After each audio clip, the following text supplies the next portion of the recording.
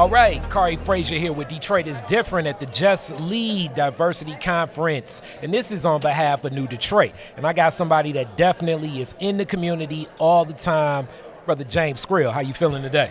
All is well. I'm feeling powerful, man. Yes, sir. Yes, sir. So when we think about diversity in the city of Detroit, especially with so much now happening in Detroit, what do you think is important about diversity in Detroit today? Man, I think a lot of things is important with diversity in Detroit today because Detroit technically already been diverse. We come from a big facet. The city, like you go to the east, the west, north end, southwest, it already been a very diverse community. But now it's like diversity on steroids because like the culture has been so amplified nationally. Every other state and city of individuals are coming to Detroit and just intensifying that diversity.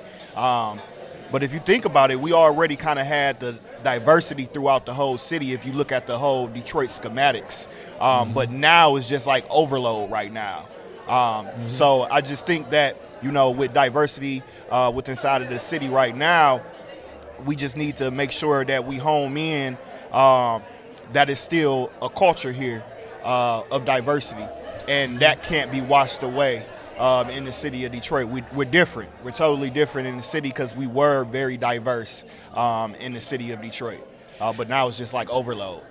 All right, and today you represent so many organizations, but you're here with specifically work that works with a lot of different populations that people may forget about. But when we think about the work you do, what do people need to keep in mind about coming into a city like Detroit if they are not inclusive and ready to build upon equity here? Yeah.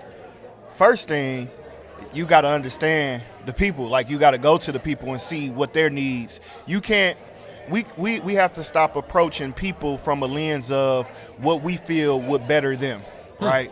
And no way you can come to my household and tell me what's better for my household when you don't know my 34 years of engagement with inside of my family, or for parents 50 plus, 40 plus, or however old, you know, from like the engagement of the history. So I feel that in order to approach the people, you have to go to the people, but you have to be sincere with the people and don't make promises you can't keep. So unrealistical promises to the community on the endeavors of what we can do. And we got to stop dreaming to the people and walk people through the dream.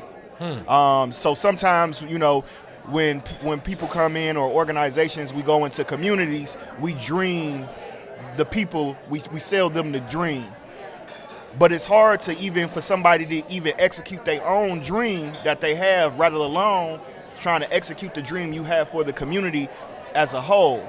So we have to walk the community step by step through that process by taking their hand, and that's the hardest part, because those wraparound services truly have to be wraparound service that's beneficial for that type of individual. So it's not a cookie cut thing that, you know, coming into the city of Detroit, because we are so diverse. One area you have to do a whole different wraparound service support than another part of the city because of the diversity that's over there in the area.